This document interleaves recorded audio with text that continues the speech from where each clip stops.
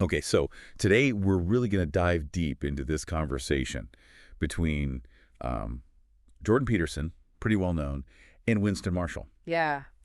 And you might know Winston Marshall from his music, but he's been doing some really interesting stuff in kind of the alternative media space. Yeah. And they got together and had this really interesting conversation about all sorts of stuff. But uh, we're going to focus kind of on the cultural, societal changes that are happening, especially in the UK, but also um, I think a lot of it applies to the West in general. Right. So we're going to look at how they view, national identity, how the post-World War II era really shaped how we think about things, this idea of sacrifice, which they think is really important and we don't think about enough, Yeah. and, of course, the current political landscape in Britain. Yeah. So think of this as your cheat sheet to understanding some really complicated issues that they brought up.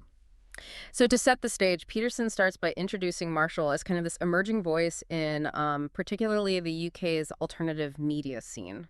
He does mention that they have a shared history, so it sounds like, there's a prior connection there, maybe a shared intellectual journey even. Right. But they quickly move into discussing this idea of the story that sits at the base of a culture Okay. and how that story relates to political structures. Right. They spend some time considering the impact of Judeo-Christian principles on Western societies. So kind of those like foundational, moral ideas and ethics and how they kind of really impacted how Western societies developed. Right, right. And they frame this whole discussion, this whole conversation with this idea that there is an existential crisis facing not just the UK, but also Europe, Canada, Australia. So kind of a pretty huge starting point. Yeah. So Marshall was just at the Alliance for Responsible Citizenship, the ARC convention. Right. And he had some really interesting initial reactions to the convention. But one thing that really struck him was this emphasis on proposing positive solutions and a positive vision for the future, rather than just, listing all the problems and complaining, which I think he felt was, especially for people on the right, kind of a refreshing thing. Yeah. Because he thinks conservatives in general have a hard time kind of articulating that compelling vision. Right, and that ties in really nicely to some observations that Peterson has made from running these ARC conventions. Oh, yeah. He's noticed that the audience reacts much more positively to presentations that focus on ideas and take kind of a nonpartisan invitational approach Okay. versus kind of more traditional partisan political speeches. Ooh, interesting. And, one other thing that they both noted was that the press coverage for ARC has actually been generally neutral to positive. So maybe this idea of focusing on, constructive ideas is kind of resonating more broadly than just with, And maybe it's like people are tired of just hearing. Yeah, tired of just hearing complaints. Yeah. Exactly. It's kind of hopeful. Let's get into this whole attack on culture thesis that Marshall puts forward. Okay. So he says there's been this concerted effort since the end of World War II to crush our culture. And he thinks this is directly linked to the rise of all these populist movements that we're seeing all over the world. Right. So to kind of back up this thesis, he references a few things. He references N.S. Lyons' concept of the long 20th century. Right. And he also references this idea of the open society. Right, from Karl Popper. Right, exactly. So So the core argument here is that the post-war consensus in Europe mistakenly identified national cultures and nationalism as inherently evil. okay, And this created this dichotomy between open and closed societies. right. And this framework explains, in Marshall's view, things like mass migration, clampdowns on free speech, and the failure to address scandals like the British-Pakistani rape gangs. Okay, so let's unpack this a little bit. Okay. When he talks about open versus closed societies, what is he really getting at? So when they talk about Popper's open society, they're talking about this idea of societies that are constantly open to criticism Okay. and change, valuing individual freedoms and rejecting totalitarianism. Right. So it's kind of like the opposite of The opposite of like a fascist state. right, exactly. Yeah. Exactly. Yeah. Okay, so Marshall's saying that we've kind of gone too far in that direction. That's his argument, yeah. Okay. And that this fear of anything that can be labeled as closed Yeah. kind of explains these things that he's talking about. Okay. So that then brings them to this really tricky issue of national identity. Yeah, So what does it even mean to be British or English today? right. And he actually shares a really interesting story about a discussion he had at Oxford. Hmm. You'd think that people at Oxford would be able to, Would have it figured out. yeah, would have it figured out. But he's saying that even a group of conservative students just Yeah. couldn't agree on what it means to be English. Couldn't come to a consensus. Right. And then there was that whole Constantine Kissin Twitter thread that went kind of viral about Rishi Sunak Yeah. and what it means to be English. And it just, really shows you that there's no agreement on this issue, Right. even among people who you'd think would, be on the same page. Right, even on the right. Yeah, exactly. So Marshall introduces this framework from Hans Kohn, So, this idea of civic nationalism versus ethnic nationalism. okay, so break that down for me. So civic nationalism, it emphasizes shared citizenship, allegiance to the Constitution. So kind of like that American ideal? The American ideal, yeah, anyone can be American, Right, okay. as long as you embrace the principles. Embrace the principles. Yeah, whereas ethnic nationalism ties national identity to shared ancestry, language, culture. Okay, so it's more about, who you're descended from, your background, that kind of thing. Yeah, and Marshall's argument is that the post-war focus, unfortunately, put culture into this, into the ethno bucket. Okay. And it created this false dichotomy where valuing your culture was seen as inherently dangerous. Okay, so it's like you can't have both. You can't have diversity and unity. Right. And he has this this great line. Diversity without unity is indistinguishable from chaos. That's a good one. Yeah. And then that leads them to question whether this open society ideal that we were talking about Right. has actually delivered on its promises. Has it worked? Right. Yeah, has it worked? In practice. Right. Yeah. Because, they say that it was born out of this, very real need to react against the tyranny and the horrors of the mid-20th century. Right.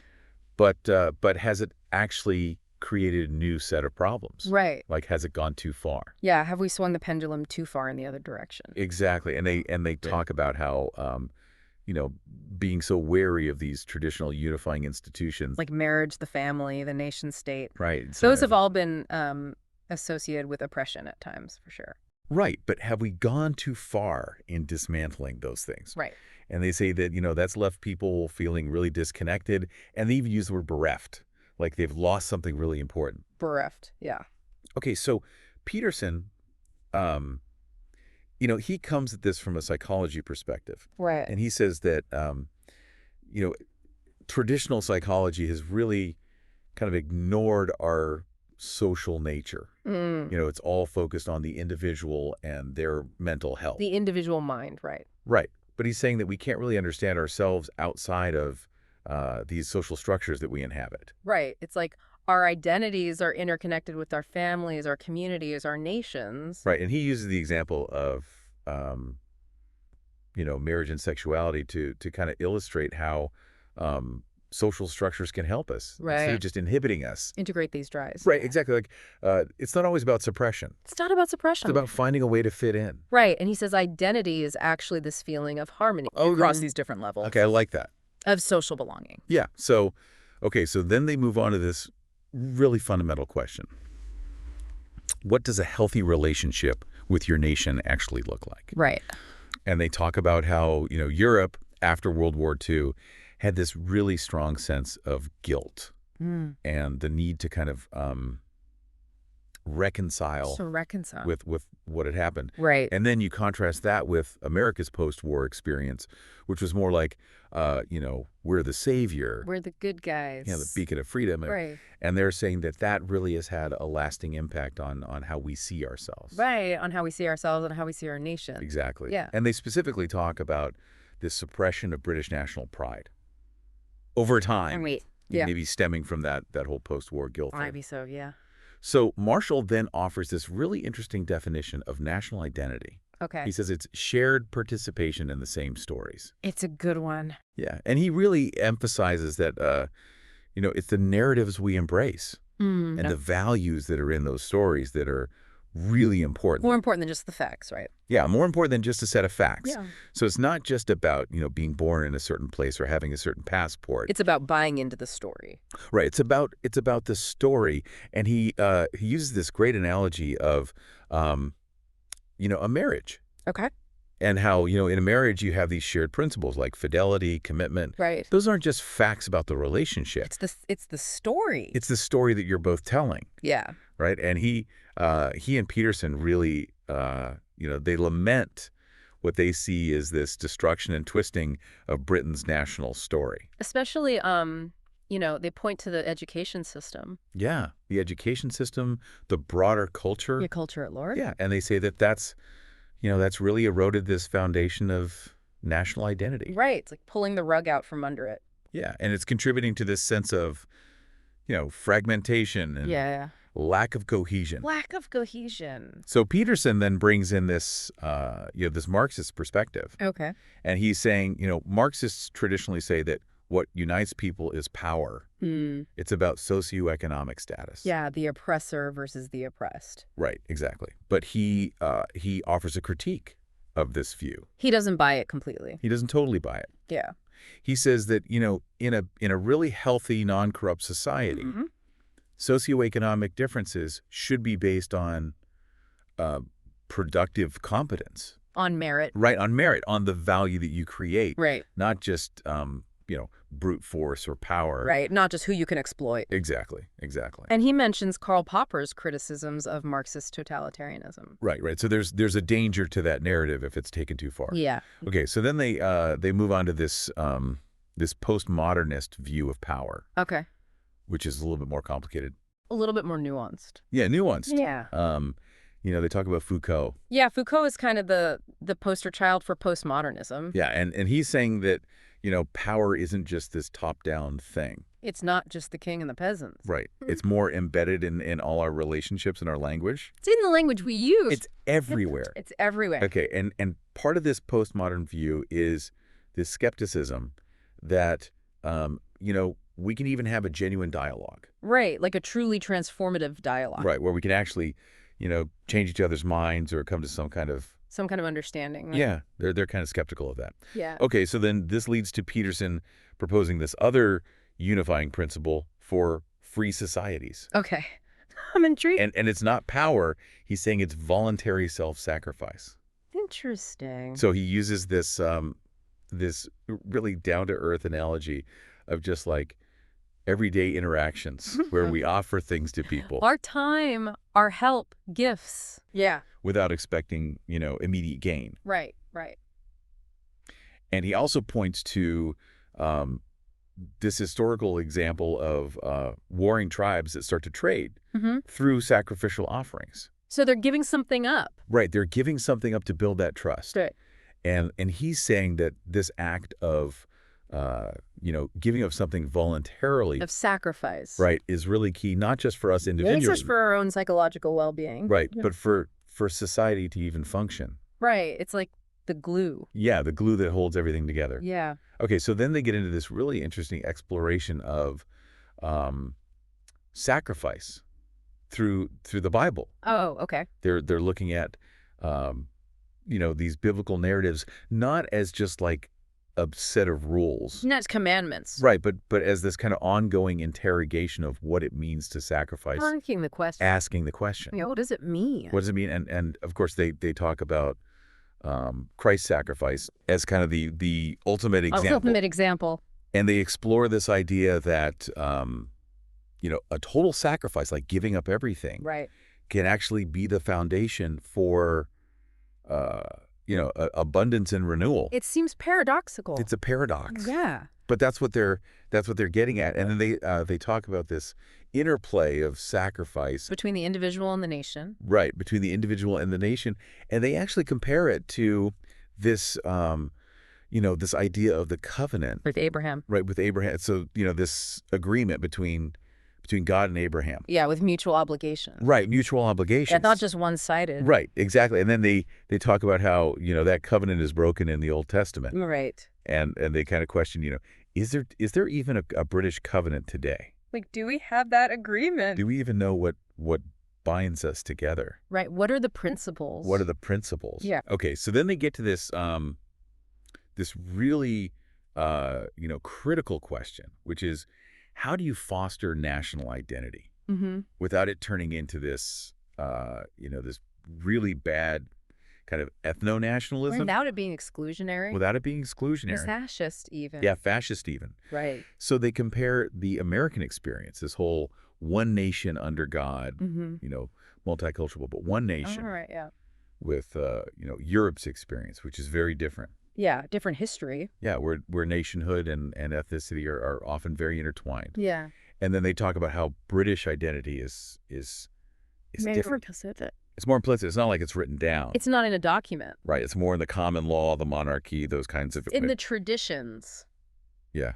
It's harder to define. Harder to put your finger on. Yeah, exactly. So they circle back to this idea of Christianity and this idea of a transcendent reality. So something bigger than just us. Something bigger than just the nation. Yeah, okay. And they propose this idea that Christ is kind of a model for true sovereignty. Okay. Not a sovereignty of power and domination, but of service. Service, okay. Service and responsibility. Okay, so it's like flipping the script on what it means to be powerful. Exactly. Okay, okay. Yeah. So then they get into this this other kind of tricky issue, which is this tendency to prioritize minorities over the majority. Right, right. And what that means for a shared culture. What happens to the common culture, yeah. Yeah, so they talk about this idea from Odo Amorus Okay. about the correct order of So love. you start with yourself, Right, you start with yourself, then your family, then your community, right, then your nation, and then then humanity. humanity, right? Like these concentric circles. Right, exactly. So it's like, you got to start with the people closest to you Right. and then work your way out. And they're contrasting that with this postmodern tendency to prioritize the periphery. The margins. The margins, yeah. The marginalized. The marginalized. Yeah, and they even, touch on this idea of like prioritizing animals. The environment. Yeah, over human needs. For people. Right. Yeah. So Peterson then connects this whole prioritizing the periphery thing Okay. to what he calls the problem of the Pharisee. The Pharisee. So, in the Bible, the Pharisees are these, They're hypocrites. yeah, they're hypocrites. They're all about, showing off their virtue. Right. But they're not actually living it. Not walking the walk. Right. They're not walking the walk. Yeah. And they criticize this whole idea of virtue signaling, Yeah. where it's all about your reputation. Your social status. Right. Yeah. Without actually, sacrificing or committing to Or anything. that they're putting in the work. Right. And they give some examples of this. Mm-hmm. They talk about the net zero movement and, this whole thing with parents enabling their kids' gender transitions. Right. And they're saying that this is kind of like a way of, claiming moral superiority. Right. Without actually doing the hard work of helping your community. Right. Without doing the work in your own family, in your own life. In your own backyard. Yeah, exactly. And it's like, who's really benefiting from this? Right. Who's paying the price? Who's paying the price? Yeah. Yeah. Okay. So Marshall then, shifts the focus to psychology again. Okay. And he talks about this guy, Gordon Allport, Okay. and his hate speech pyramid. The hate speech pyramid. Yeah, and how that's really influenced this, this criminalization of what he calls hurty words. Hurty words. Yeah, so, things that might hurt your feelings but aren't actually crimes. Not actual threats. Right, not actual threats. Yeah. And he talks about, these non-crime hate incidents. Being recorded by the police. Yeah, which is kind of scary, right? A little bit Orwellian. Yeah, a little bit. And he also talks about, similar legislation. Like in Canada. Yeah, Canada has this Bill C-63. Right. Which is kind of, Going in the same direction. yeah, going in the same Yeah. direction, like, limiting what you can say. Right. And then he talks about this, this whole censorship industrial complex. The censorship industrial complex. Yeah, and how that's really, taken off as a way to combat populist movements. Right. It's a way to control the narrative. Yeah, control the narrative, control what people are allowed to talk about. Yeah. Yeah. Okay, so then Peterson, he offers this really interesting perspective on populism. Mm. And he says that, working class people often have this this kind of embodied wisdom. Embodied wisdom. Yeah, so it's not like they're intellectuals. Right. But they have this this really deep understanding of their culture. Of how the world works. Yeah, of how the world works. And he contrasts that with what he calls the propositional derangement. Propositional derangement. Yeah, of the elites. So like living in a bubble. Yeah, living in a bubble. Right. Where their theories don't actually match up with reality. Right. So it's this idea that the working class has this this gut level sense of what's right. Yeah, they know what's going on, Yeah. and they they see through this kind of open society ideology. It doesn't work. Yeah, when it doesn't work, when it doesn't make sense in their lives. Yeah. Yeah. And he also points out this hypocrisy that the elites often benefit from the very systems they criticize. Right. Right. So they're not really, they're not really living by their own rules. Right. Okay, so they touch on this this idea that even moral pronouncements can be self-serving. So who benefits from these moral pronouncements? Yeah, exactly. Like who's actually paying the price? Right. And they contrast this with the ARC's approach to energy policy, Okay. which is focused on providing affordable energy for everyone. Right. So it's more practical. Yeah, more practical, more focused on people's actual needs. Right. And then they kind of criticize the radical left for being willing to sacrifice the poor Right. for these planet-saving goals. For the sake of ideology. Yeah, for the sake of ideology, and not really thinking about the consequences. The unintended consequences. The unintended consequences, yeah. Yeah. Okay, so then Marshall, he gives this overview of the political landscape in Britain, Okay. which is, pretty fragmented right now. Pretty messy. Yeah, messy. Yeah. So he talks about this split on the right between the Conservatives and Reform UK. And he's saying that the Conservative leader has a really tough job. A tough job ahead of him. Yeah, trying to unite these factions. Right. And then he compares that to what happened in Canada, where there was a similar split on the right. And they eventually reunified. Right. And he's saying that maybe this is an opportunity. An opportunity to hash out these fundamental disagreements. Yeah, to really figure out what they stand for. Yeah. Okay, so Peterson then compares political discourse in the U.S. To political discourse in the U.K. Interesting. And he says that, in the U.S., even people on the right are more willing to have these, open and difficult conversations. To engage. Yeah, to engage with people who disagree with them. Especially in the alternative media. Right, especially in the alternative media. And he contrasts that with, what he sees as a more cautious approach from the left. More cautious, yeah. Especially Democrats in the UK. Yeah. And he thinks that maybe that's because they're not as familiar with alternative media. They're not used to it. They're not used to it, and they're maybe more, afraid of offending people. Yeah, afraid of getting canceled. Yeah. So they also talk about this idea of vice signaling. Vice signaling. Which is kind of like a reaction to... A reaction to all the virtue signaling. It's like, I'm going to be bad just to make a point. Just to be contrary. Exactly. Yeah. Okay, so then they wrap up by looking at the entertainment industry, which, Hollywood, live theater, they're really struggling. Not doing so well. Yeah, and they think a big part of that is because, a lot of the content is just not very good. Not very engaging. Not very engaging. It's too focused on, being woke. Yeah, they say it's alienating the audience. Alienating the audience. Yeah. Yeah, and they point to these attacks on Oliver Anthony. Yeah. The country singer, right? and the film Sound of Freedom as examples of how the establishment is really resistant to these countercultural voices that are resonating with ordinary people. That are resonating with people. Yeah. And they're saying that as these alternative voices get more popular. The opposition is just going to, double down. For digging their heels. Digging their heels. Yeah. Okay, so let's wrap this up. Let's kind of summarize some of the key takeaways. Okay. So we've gone through this, this reevaluation of the open society ideal. Yeah. And all the potential problems that come with it. Unintended consequences. Right. And we've talked about how important shared narratives are for a national identity. Yeah, those stories. Those stories. Shared stories, yeah. And this idea of sacrifice, which, they think is really foundational for a healthy society. Yeah. And then we talked about this this problem of unearned moral virtue. Unearned virtue. Yeah, and how that can actually be harmful. Right. Because it's not really about, helping people. It's more about... It's about status. Yeah.